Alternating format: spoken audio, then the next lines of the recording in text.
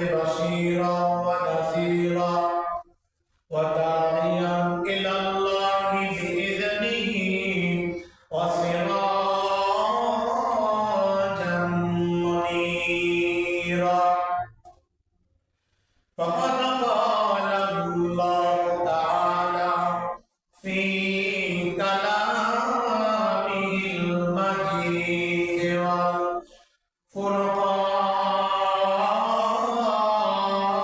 والفرقان الحميد شطر الكرسي أعوذ بالله من الشيطان الرجيم بسم الله الرحمن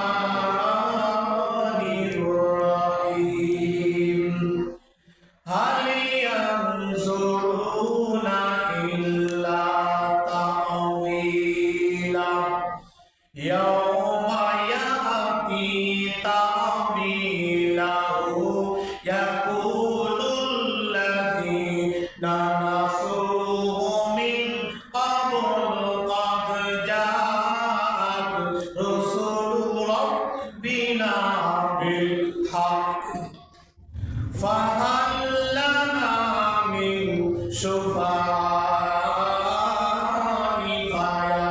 فيشفعوا لنا أو نرد فنعمل غير الذي كنا نعمل قد خسروا أنفسهم وضل عنهم ما كانوا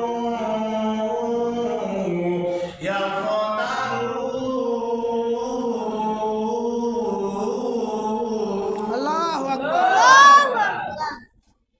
إن ربكم الله الذي خلق السماوات والأرض في 6 أيام ثم استوى على العرش يغشي الليل النهار يطلبه حثيثا والشمس والقمر والنجوم مسخرات بأمره ألا له الخلق والأمر تبارك الله رب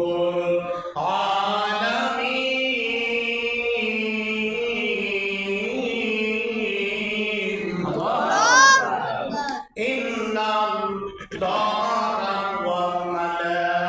وملائكته يصلون على النبي يا أيها الذين آمنوا صلوا عليه وسلموا تسليما قل اللهم صل এই দুনিয়ার বুকে যারে দিয়েছ জন্ম তার মরণ খাতায় নাম লিখেছ ও আল্লাহ শুকর তোমার আমারে যে মুসলিম করেছ আল্লাহুম্মা সাল্লি আলা سيدنا مولانا ওয়া আলা আলি সাইয়্যিদিনা হাবিবানা মুহাম্মদ। সমস্ত প্রশংসা তাই সেই মহান রব্বে করিমের দরবারে যে রব্বুল আলামিন আমাদেরকে আজকের এই তাফসীরুল কোরআন মাহফিলে দুনিয়াবি যাবতীয় প্রকার কর্মব্যস্ততা থেকে, শারীরিক অসুস্থতা থেকে, মানসিক যন্ত্রণা থেকে পরিত্রাণ দিয়ে যে রব্বুল আলামিন আমাদেরকে আজকের এই তাফসীরুল কোরআন মাহফিলে জামায়েত হওয়ার তৌফিক দান করে দিলেন।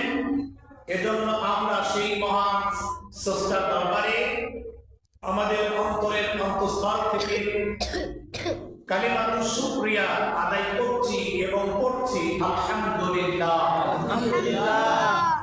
আমরা দরুদ পড়ছি সেই মহামানবের প্রতি যিনি একবিংশ শতাব্দীর নির্যাতিত, নিষ্পেষিত, নিপীড়িত মানুষের মুক্তির কান্ডারি, সরকারের গোলাম, রিসালাতে মাহফ জনাবে মুহাম্মদুর রাসূলুল্লাহ সকলেই পড়ছি সাল্লাল্লাহু আলাইহি ওয়াসাল্লাম।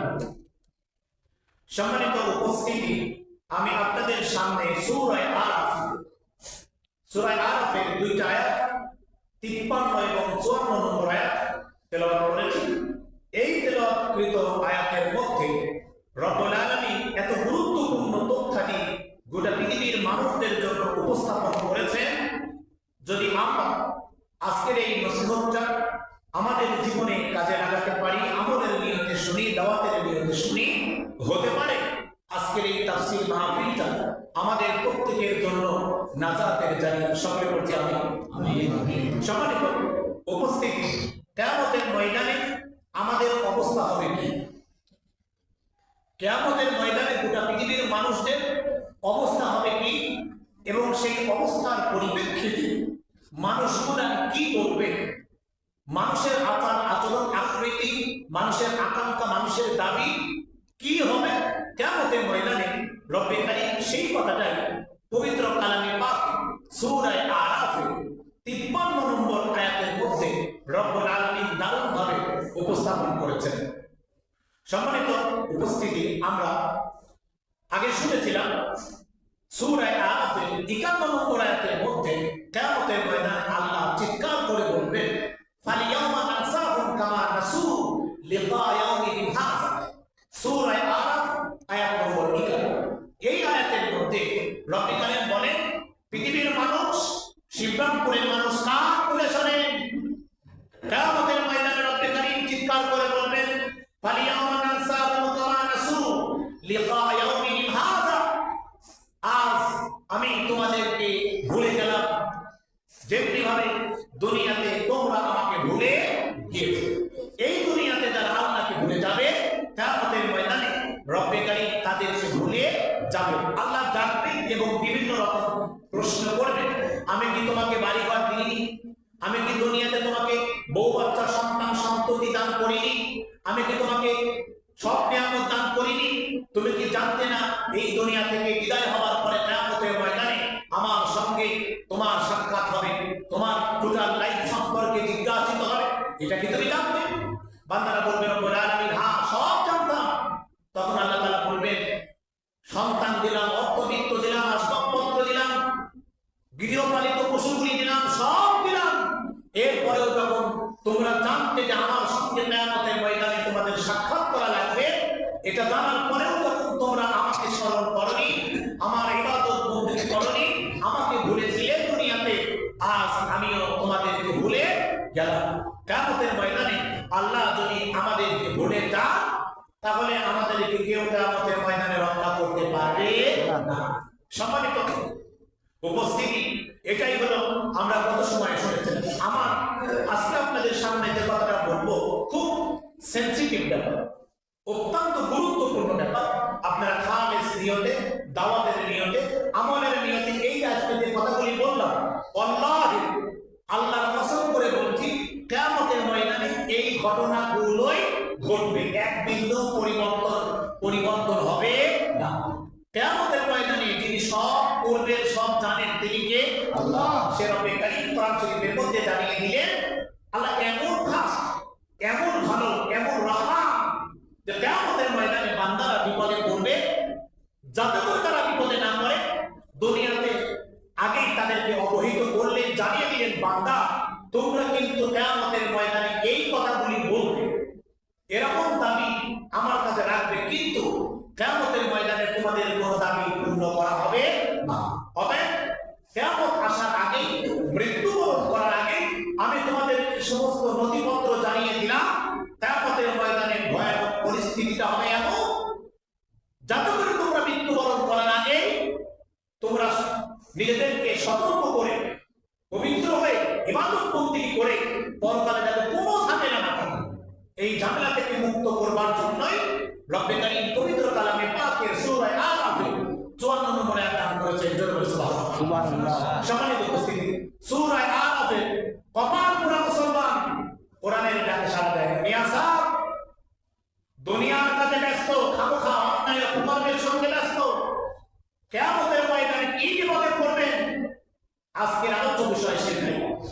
বাঁচতে হলে জানতে হবে, কি বাঁচতে হলে জানতে হবে, জানার জন্য আসুন রব্বে কারীম আমাদের সব মানুষদেরকে কোরআনের মাহফিলে আসবার তৌফিক দান করেন, সকলে বলি আমিন।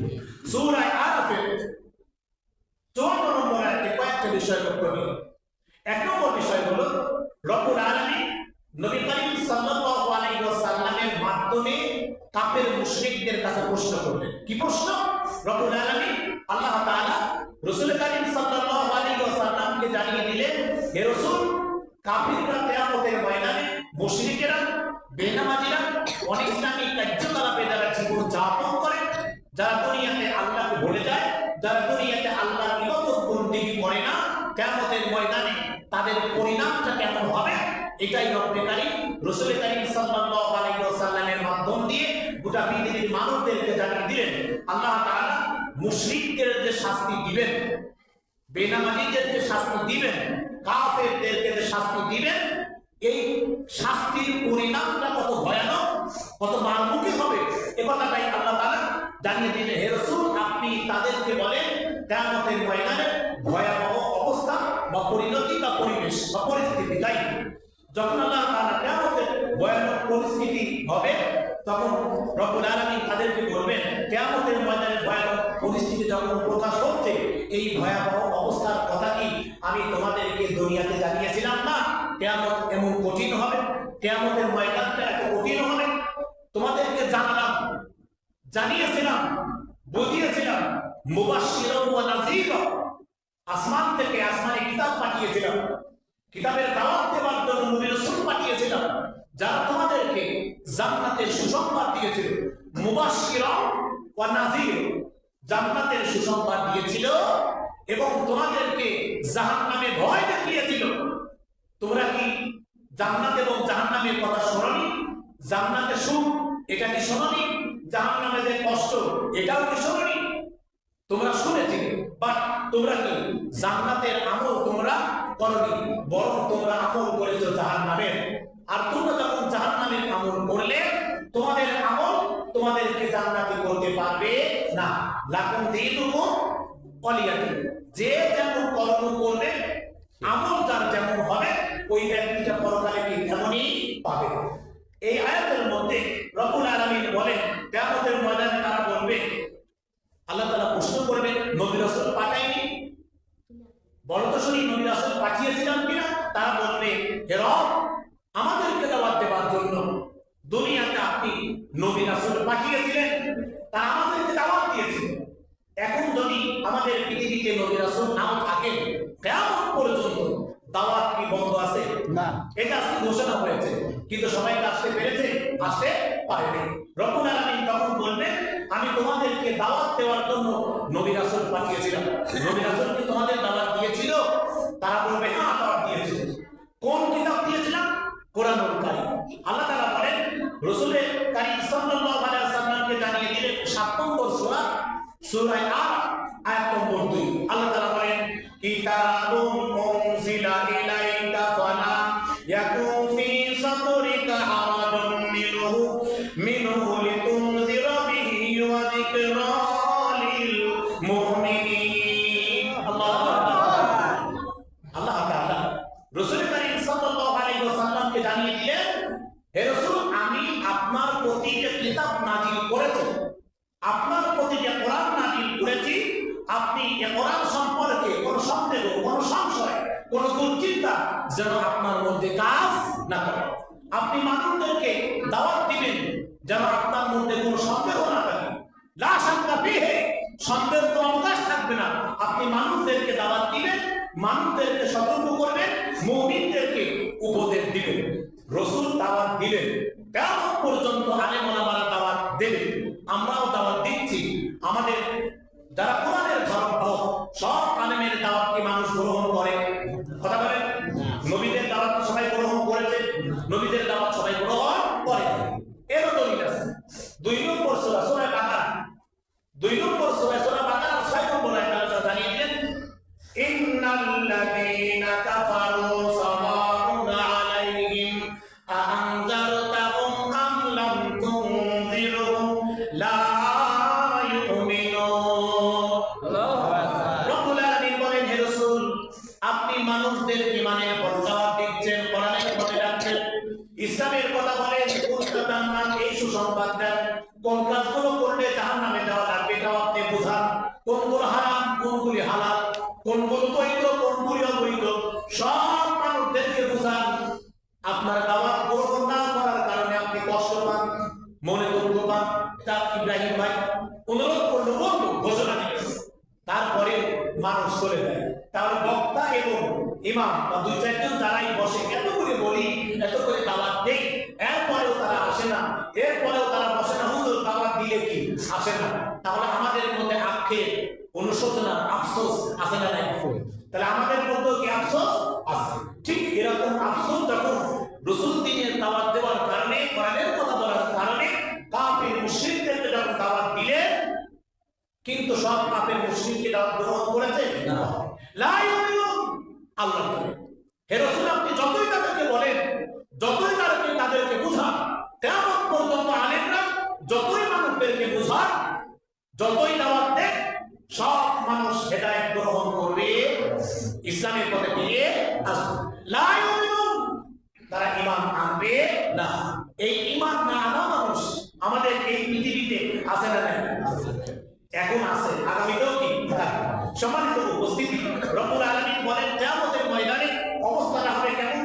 এই দুনিয়াতে যারা আল্লাহর ইবাদত বন্দেগী করে নাই, যারা কোরআন মাফিক জীবন যাপন করে নাই, সূরা আরাফের মধ্যে রব্বুল আলামিন জানিয়ে দিলেন, তারা আল্লাহর কাছে আক্ষেপ করে বলবে, আমাদের এখন কি অবস্থা হবে? আমরা তো দুনিয়াতে ইবাদত বন্দেগী করিনি, হে রব, এই কিয়ামতের ময়দানে আমাদের কোন সুপারিশকারী কি আছে, যিনি আমাদের জন্য সুপারিশ করবেন, আমাদেরকে আল্লাহর জান্নাতে পৌঁছায় দিবেন? এমন কেউ কি আছে? তখন আল্লাহ রাব্বুল আলামিন বলবেন না।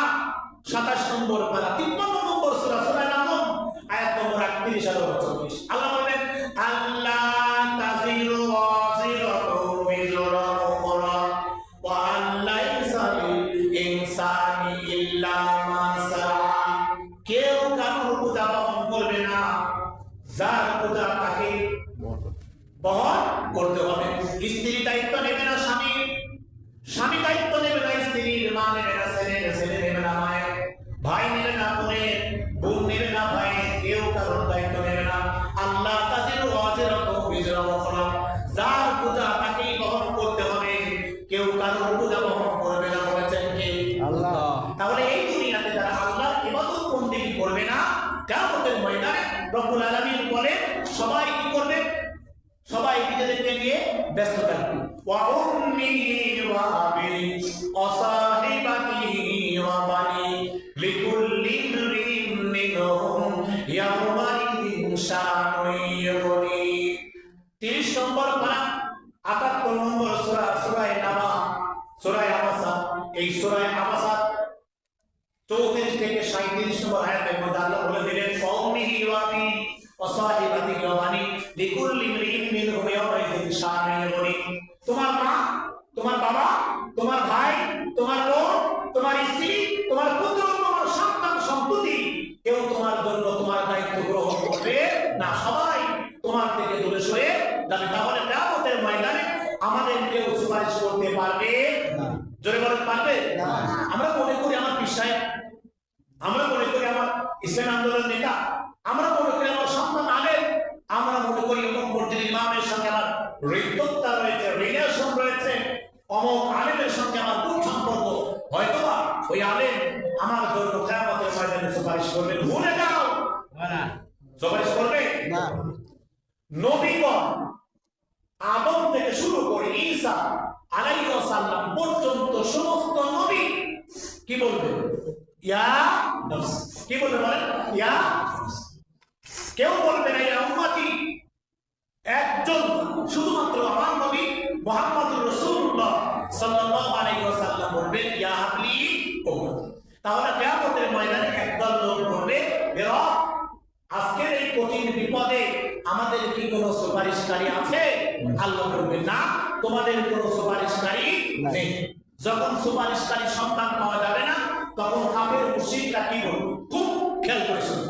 কাফের মুশরিকরা বলবে, হে আল্লাহ, এই দুনিয়ায় যারা নেশাখোর, যারা বেনামাজি, যারা সুদখোর, যারা বেপরদায় থাকে, যারা ইসলাম পালন করে না, কোরআনের সঙ্গে যাদের কোনো সম্পর্ক নাই, বরং কোরআনের বিপক্ষে যত রকম সিদ্ধান্ত আছে এগুলি তারা গ্রহণ করে, তখন তারা কিয়ামতের ময়দানে কি বলবে? রব্বে কারীম সূরা আরাফে 54 নম্বর আয়াতে বলে দিলেন, তারা বলবে, হে রব, আমাদেরকে আবার দুনিয়াতে পাঠান। কোথায় পাঠান? দুনিয়াতে। আল্লাহ বলবে, বাট হোয়াই? কেন তোমাদেরকে পাঠাতে হবে? তখন মানুষগুলি বলবে, হে রব, হে আমাদের আল্লাহ, আমাদেরকে দুনিয়াতে পাঠিয়ে দেন। এরকম কঠিন ভয়াবহতা আমরা উপলব্ধি করছি। যদি আপনি আমাদেরকে হায়াত দেন এবং দুনিয়াতে আমাদেরকে ফিরিয়ে দেন, কথা দিচ্ছি আপনার সঙ্গে অবশ্যই এই দুনিয়া থেকে আমরা ভিন্নতর ইবাদত করব। আমরা আপনার সন্তুষ্টি অর্জন করে নবী রাসূল যে কথাগুলো বলেছিলেন, কোরআনের দাওয়াত দিয়েছিলেন, আলেমরা আমাদেরকে কোরআনের কথা বলেছিল, আমরা কথা দিচ্ছি যদি কিয়ামতের ময়দান থেকে যখন আমাদের কোনো সুপারিশকারী পাচ্ছি না, পাওয়ার কারণে কেউ কোনো সুপারিশকারী নাই, অতএব আমাদেরকে আবার দুনিয়াতে পাঠানোর কথা দিলাম। বলবে কারা? এই দুনিয়াতে আল্লাহর ইবাদত বন্দেগী করে নাই যারা। কিয়ামতের ভয়াবহতা দেখে তারা বলবে, হে রব, আমাদেরকে দুনিয়াতে আবার ফিরিয়ে দেন। আমরা কথা দিলাম অবশ্যই আমরা পরিপূর্ণ দিনদার, পরহেজগার, তাকওয়াপন্থী, জান্নাতের সার্টিফিকেট নিয়ে আমরা মৃত্যুবরণ করব। কিন্তু আল্লাহ তাআলা বলবেন না, তোমাদের কোনো সুপারিশকারীও পাওয়া যাবে না, কারণ তোমরা দুনিয়াতে ইসলাম মেনে জীবন যাপন করো নাই এবং তোমাদেরকে আর দুনিয়াতে ফিরাই দেওয়া হবে না। তখন আল্লাহ তাআলা বলেন কি? পবিত্র কালামে পাকে 10 নম্বর সূরা, সূরা ইউনূস, আয়াত নম্বর 27।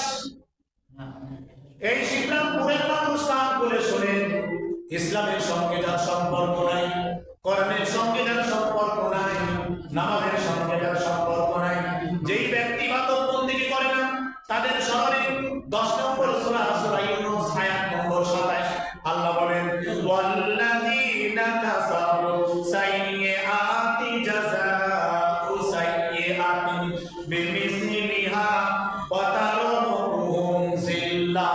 আল্লাহু আকবার। সূরা ইউনূসের 27 নম্বর আয়াতের মধ্যে আল্লাহ তাআলা জানায় দিলেন, এই পৃথিবীর প্রেক্ষাপটে যারা মন্দ কাজ করবে, কি কাজ? মন্দ কাজ। দলিল সূরা ইউনূস। যারা মসজিদে আসেন নাই, যদি আপনি বাইরে থাকেন, কোরআনের অ্যাপ যদি আপনারা মোবাইল করে থাকে, 10 নম্বর সূরা, সূরা ইউনূস, আয়াত নম্বর 27, এই আয়াতটা বের করে দেখেন। আল্লাহ তাআলা বলেন, ওয়াল্লাযীনা কাসাবু সাইয়্যাতি জাযাউ সাইয়্যাতিন বিমিসলিহা। রব্বুল আলামিন বলেন, যারা মন্দ কাজ করেছে তারা মন্দ কাজের জন্য শাস্তি পাবে। বলেছেন কে? আল্লাহ। তাহলে এই পৃথিবীতে যারা মন্দ কাজ করবে, কিয়ামতের ময়দানে তারা কি জান্নাতে যাবে? না। কোথায় যাবে? জাহান্নামে যাবে। মন্দ কাজের শাস্তি তারা পাবে। আল্লাহ তাআলা অত্র আয়াতের মধ্যে জানায় দিলেন, যে যেমন পাপ করবে, যে যত বেশি পাপ করবে, তার শাস্তিও তত বেশি হবে। যে যত ভালো ইবাদত বন্দেগী করবে, এই দুনিয়াতে যে যত বেশি করবে বন্দেগী, পরকালে তার তত ভালো হবে জিন্দেগি। দলিল 6 নম্বর সূরা, সূরা আনাম, আয়াত নম্বর 132। এই দুনিয়াতে যে যত বেশি করবে বন্দেগী, পরকালে তার তত বেশি ভালো হবে জিন্দেগি। সকলে বলছি আমিন। আমিন। সম্মানিত উপস্থিতি, রব্বুল আলামিন এরপর আমাদেরকে সূরা ইউনূসের 30 নম্বর আয়াতের মধ্যে জানিয়ে দিলেন, ওয়াদাল্লা আনহুম মা কানু ইফতারুন। আল্লাহু আকবার। এই আয়াতের মধ্যে আল্লাহ তাআলা বলেন, যেই ব্যক্তি এই দুনিয়াতে মিথ্যা মাবুদ বানিয়ে নিয়েছে, তমক আমারে জান্নাতে নেবে, অমক আমারে জান্নাতে পৌঁছায় দেবে, মিথ্যা মাবুদ। সূরা ইউনূস 10 নম্বর সূরা আয়াত নম্বর 30 রব্বুল আলামিন বলেন, ওই মিথ্যা মাবুদগুলি যাদেরকে তারা মনে করত আমার বাবা, আমার পীর বাবা, আমার জ্যান্ত বাবা, অমক পীর সাহেবকে জান্নাতে নিয়ে যাবে। রব্বুল আলামিন সূরা ইউনূসের 30 নম্বর আয়াত ব্যবহৃত করলেন, মনে রেখো কোন মিথ্যা মাবুদ তোমাকে কিয়ামতের ময়দানে জান্নাতে পৌঁছায় দিতে পারবে না। জান্নাতে যদি যেতে হয় অবশ্যই তোমাদেরকে কি করতে হবে? আমল করতে হবে। হযরত রাসূল আয়েশা, ফাতেমা, হাসান, হুসাইন আদিকে বললেন, হতে পারে তোমাদের শ্বশুর, তোমার বাবা, তোমার নানা, তোমার হাজবেন্ড, ও আমার স্ত্রী, ও আমার সন্তান সন্ততি, ও আমার জামাই, ও আমার আহলিয়া, রাসূল তোমার স্বামী, রাসূল তোমার পিতা। এই সার্টিফিকেটে পরকালে জান্নাতে যাওয়া যাবে না। জান্নাতে যদি যেতে চাও আমল করো। কি করো? আমল। জোরে বলেন আমল। আমল ছাড়া জান্নাতে যাওয়া যাবে না। তাহলে আপনি যদি এই পৃথিবীতে বেশি বেশি বন্দেগী করেন, তাহলে কিয়ামতের ময়দানে আপনার জিন্দেগিটা হবে কি? ভালো। জান্নাতের যেমন বেশি মান, শাস্তিরও বেশি পরিমাণ আছে না নাই? একদল মানুষের শাস্তি বেশি হবে, একদল মানুষের শাস্তি কি কম হবে। সব মানুষ কি এক জাহান্নামে যাবে? সব মানুষ কি এক জান্নাতে যাবে? যাবে। তাহলে জান্নাতে আর জাহান্নামে মানুষ যাবে। জান্নাতেরও ক্যাটাগরি আছে, জাহান্নামেরও ক্যাটাগরি রয়েছে। আমাদের আমলের উপরে জান্নাত, আমাদের পাপের উপরে শাস্তি। এটাই হলো সূরা আরাফের 53 নম্বর আয়াতের মধ্যে রব্বুল আলামিন আমাদেরকে জানিয়ে দিয়েছেন।